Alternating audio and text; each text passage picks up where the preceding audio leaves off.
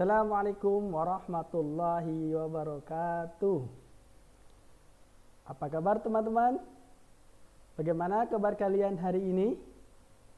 Semoga Allah Subhanahu wa taala selalu menjaga kesehatan kalian ya, dan melindungi kita semua dari wabah virus corona ini. Amin ya rabbal alamin. Alhamdulillah wassalatu wassalamu ala Rasulillah wa ba'du.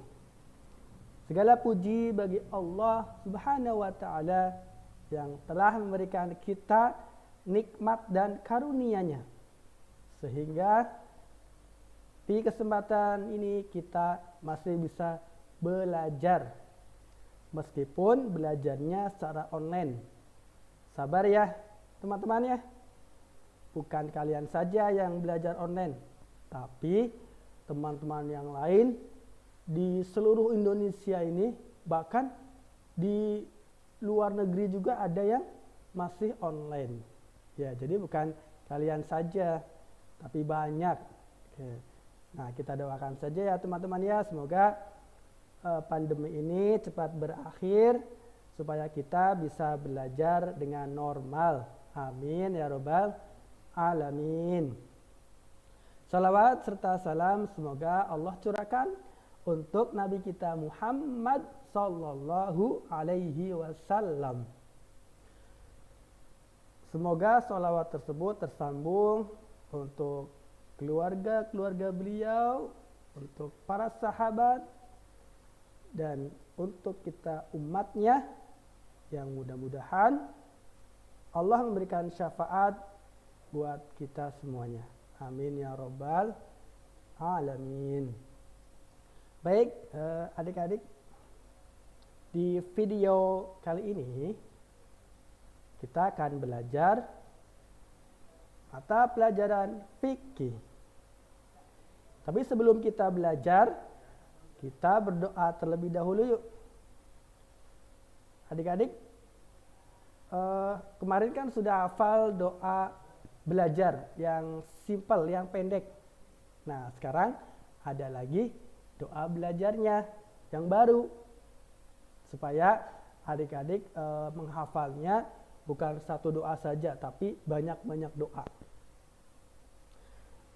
Doanya bagaimana Ustaz? Nah, ikuti Ustaz ya adik-adik ya.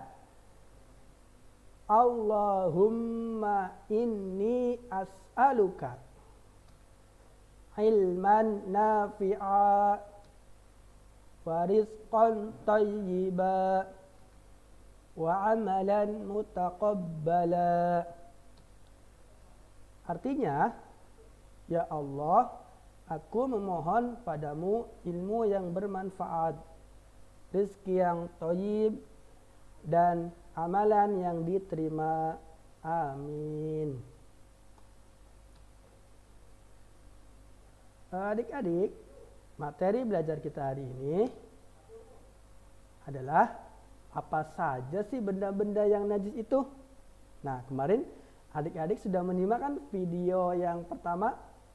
Nah, sekarang kita mereview atau mengulang kembali ya materi-materi sebelumnya, yaitu apa saja benda-benda yang najis itu. Oh ya adik-adik, tahu tidak? Benda-benda yang najis itu merupakan benda-benda yang bisa menghalangi kita untuk beribadah kepada Allah. Maksudnya bagaimana Ustadz? Maksudnya, jika tubuh atau badan kita atau pakaian kita terkena benda najis tersebut, nah maka kita tidak boleh langsung sholat adik-adik, melainkan kita harus mensucikan dulu atau membersihkannya dulu. Nah, seperti itu adik-adik. Selanjutnya, contohnya benda-benda yang najis itu adalah ada air kencing bayi laki-laki di bawah usia 2 tahun. Nah, masih ingat kan adik-adik kemarin ini tentang najis apa namanya? Ya, najis mukhaffafah atau najis yang ringan. Selanjutnya, benda-benda yang najis itu ada kotoran manusia, kotoran hewan yang dagingnya tidak halal dimakan. Oh, ada ya Ustadz, hewan yang dagingnya tidak halal dimakan? Ada adik-adik. Dan kotorannya pun adalah najis. Seperti apa? Seperti kotoran keledai, kotoran babi, dan kotoran anjing. Nah, ini termasuk najis, benda-benda yang najis. Selanjutnya di antara contoh benda yang najis ada darah. Nah, darah ini adalah benda yang najis. Kemudian ada bangkai. Adik-adik, ada bangkai yang dikecualikan. Pertama, bangkai ikan dan belalang. Nah, tentunya bangkai ikan dan belalang ini selain tidak najis, bangkainya pun halal dimakan. Adik-adik pernah makan ikan sarden tidak? Yang tikaleng? Ya. Nah, itu kan bangkai juga termasuknya ya adik-adik ya, karena sudah mati. Nah, kemudian adik-adik sudah pernah makan ikan asin belum? Yang kalau kita makan sayur asam, biasanya temennya ikan asin. Nah, itu boleh dimakan adik-adik meskipun bangkai. Karena Rasulullah membolehkan bangkai yang boleh dimakan adalah bangkai ikan dan belalang. Kemudian ada lagi bangkai yang dikecualikan, yaitu bangkai hewan yang darahnya tidak mengalir. Apa saja sih nama binatangnya atau hewannya? Ada lalat, semut, ada lebah, dan ada kutu. Nah, ini bangkai-bangkai yang dikecualikan. Jadi boleh adik-adik kalau misalkan adik-adik lagi sholat, kemudian ada lalat nempel di tubuh atau badan adik-adik, kemudian adik-adik tepok, kemudian lalatnya itu mati, darahnya itu ada di tubuh kita. Nah, itu tidak najis. Benda tersebut tidak menyebabkan najis. Baik, dan yang terakhir ada nanah. Nah, adik-adik, di antara benda-benda najis ini, kira-kira namanya najis apa ya adik-adik ya? Masih ingat? Ya, namanya najis mutawassithah atau najis yang sedang. Selanjutnya adik-adik,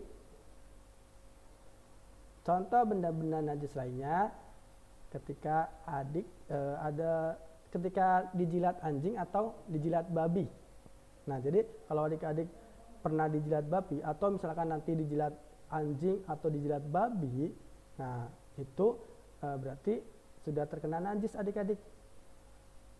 Kemudian dari Abu Hurairah, beliau berkata bahwa Rasulullah Shallallahu Alaihi Wasallam bersabda, tuhuru ina'i ahadikum idza walagha fihil kalbu an yagsilahu sab'a marratin ulahunna bitturab.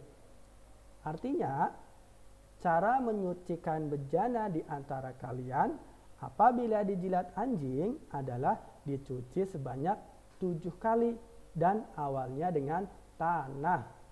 Jadi kalau adik-adik pernah dijilat anjing nih, atau kalau adik-adik nanti misalkan dijilat anjing badannya, nah maka kata Rasulullah dibersihkannya dengan menggunakan air sebanyak 7 kali. Namun diawali dengan tanah dulu. Dibersihkan menggunakan tanah sebanyak 7 kali, kemudian dibilas menggunakan air sebanyak 7 kali pula.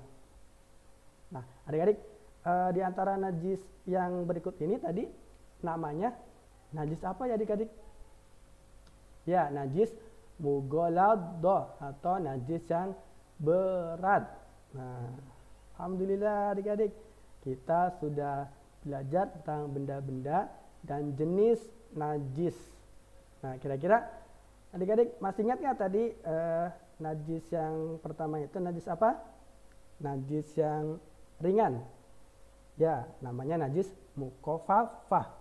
Najis yang sedang namanya najis apa? Najis mutawassithah. Kemudian yang terakhir, najis yang berat, yang ini namanya najis mughalladhah. Alhamdulillah. Demikian adik-adik video yang bisa Ustadz sampaikan.